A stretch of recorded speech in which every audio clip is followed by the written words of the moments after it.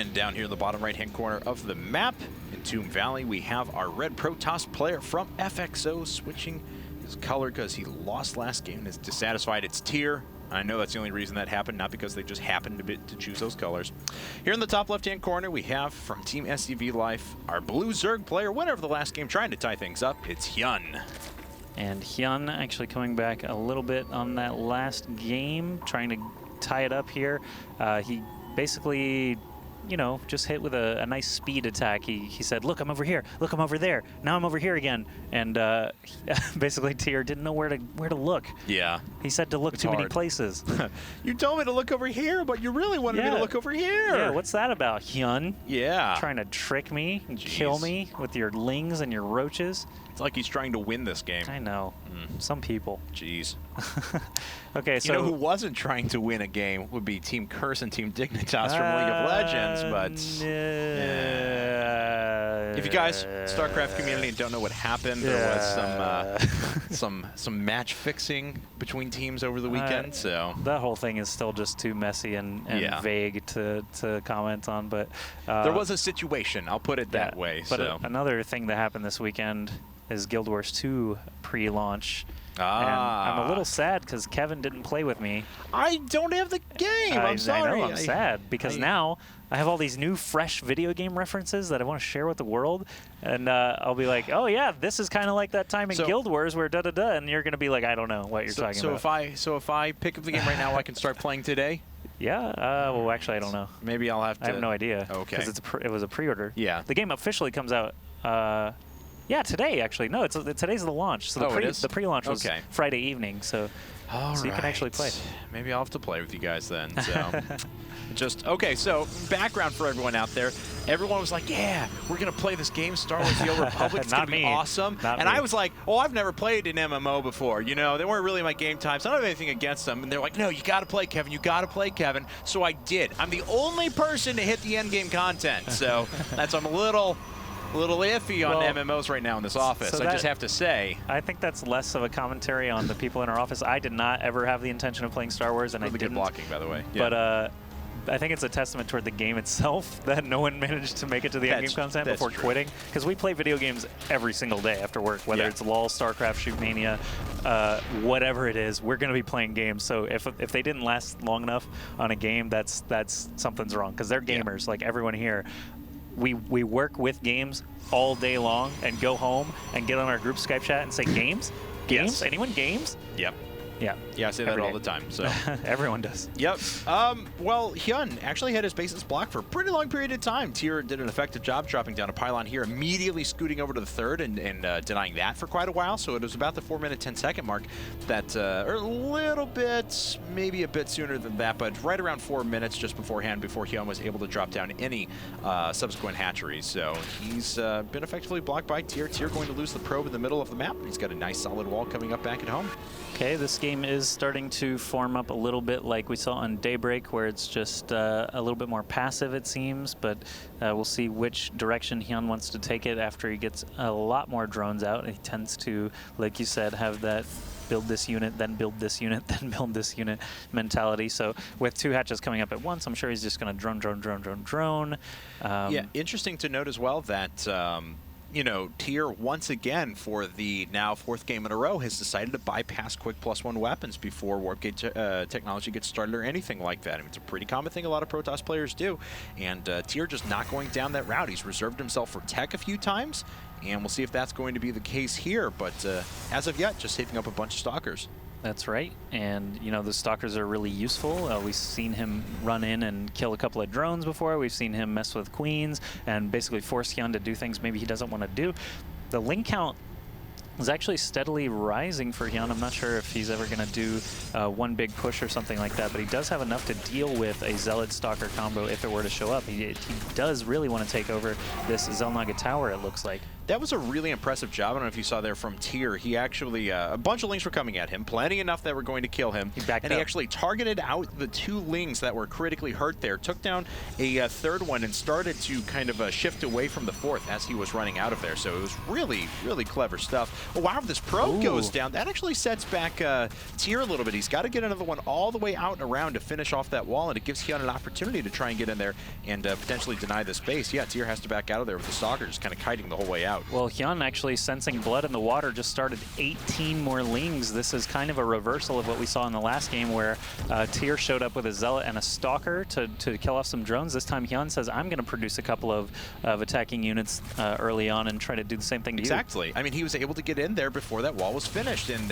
this is what I'm talking about, killer instinct. So HyuN says, let's do this. Let's get in there. Let's do some damage.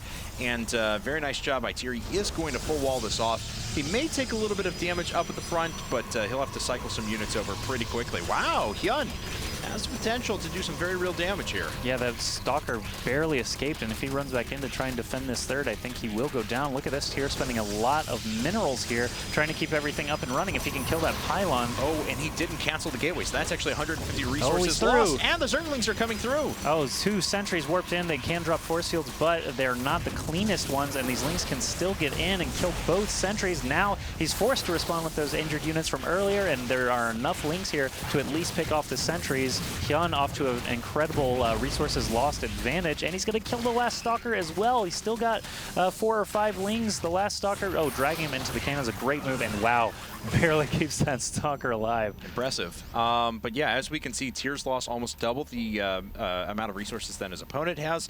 HyuN actually going up very quickly to Aspire. We've seen this happen on this map as well, where players, if they're able to dictate the pace of the game, will just work towards, all right, you're going to take 3 bases, well, I'm going to make sure 3 bases is all you get to take the entire game. I'm going to produce 1 million mutalisks and just kind of skirt around you the entire time. What do you think, 40 mutalisks, like we saw in Capoche versus whoever it was? Oh my god, yes. Our great 50-minute-long game that never got beyond 3 bases apiece, I think. Delightful. All right. Hooray. Oh, I do, just saying the word Capoche reminded me that the Pan American Games actually happened this past weekend as well. And players like Katz from Root and Phoenix from Incredible Miracle and Dignitas Killer all participated in that instead of MLG, and Dignitas Killer actually won over Phoenix in the grand finals. So Phoenix is alive. He's back. And he got 2nd place in the Pan American Games and grabbed a few $1,000s. That's hooray! Was he competing as I'm Phoenix as well? Yeah. Nice. Yes. That's awesome. I guess, I mean, I don't know what they're paying him or what kind of contract is involved, so maybe it's like a name only, who knows. But it's a proxy spire. I was like, what is this blue doing down here? HyuN! I haven't seen this since Kulas Ravine, man. A proxy spire. All right, so HyuN decided to take 2 more bases as well. This is very stereotypical Muta play against Protoss players. You essentially just build a ton of Mutas. You're only meant to, like, you're a lot faster than your opponent's units are, so you jump in, do a couple of probes, damage, jump back in, pick off a pylon or 2, jump back in, and you're just running around the entire time. You don't really have a force that's capable of taking on an entire Protoss attack squad, but you have enough that you can just keep them pinned in on 3 bases while you take the entire rest of the map. Yeah, and it's kind of interesting, the dynamic compared between the proxy Spire and the proxy Stargate, for example, because the unit doesn't actually come from the Spire. These Mutas still have to travel all the way across the map, and it is possible that the Observer picked up on 1 or 2 of those. I don't see any anti-air in production right this second. Was that a Stargate, actually, that just finished, or an assimilator? I think assimilator. I don't see a Stargate. Yeah, I think it was just an assimilator. So there's no anti-air here aside from these sentries, and they're going to be way too slow to deal with these Mutas picking off tons of probes right now. 3 Stalkers warping in. The Mutas should just move on to the third, and they do. The probe's not pulled yet, but sentries did loop around to try and pin these Mutas. It doesn't matter, though. Probes are dying by the handful here. Whoa. And a couple of Mutas are going to get killed off. Good positioning there from TSL. That cannon even grabs a few shots on the Mutas, but now even more join up, even more probes going down, and that's all the Mutas wanted to do. They weren't trying to kill any real fighting forces or anything like that. 5 more Mutas in production. That this count is going to go so high, and the Overseer does not manage to escape. Again, like we said before, as the Warp Prism gets picked up on as well, HyuN's on 5 bases going to a 6. He just wants to take the map and continue pinning his opponent in. With another 10 mutas on the way, it's going to put him up to 31. So we're getting very close to that 40 muta count already that you were talking about. So let's review the build statistics here from Tear. He built a Stargate 2 games and won 2 games. And then he built a Stargate, or did not build a Stargate in Antigua Shipyard and lost that game. And now there's 40 mutas in the air. Conclusively, we can prove. We can prove Protoss OP. No, it doesn't make any sense. Blink is researching now. I feel like he might have want to return to a Stargate next game, perhaps. Yeah. We'll have to see. He's going to have to pick a map, obviously, that benefits that sort of play. But Entombed Valley, this many mutalisks is going to be incredibly hard to stop. He's just picking off pylons left and right. He can go between bases very easily because how close they are to each other. Another pylon going down there, and he's just picking off all these vital structures. And he gets the cybernetic score. So no more Stalkers going to be produced for a very long time. With 8 more mutas on the way, it's going to be 44, 10 more, 46. Unbelievable, so huge amounts of mutas coming out now for HyuN, and he almost has enough now, especially with already +1 weapons in tow, that he can start to engage smaller packs of mutas that are set up for defense. Wow, look at that. He's crushing these Stalkers here. I was joking earlier with the 40 mutas. I assumed something like 15 to 20, but you know, it's just building momentum at this point. Air weapons level 2 are going to be done soon. Blink might even get canceled. That's just GG. Wow. Tear knows he can't even win from this position. What an incredible game. I'd say that was really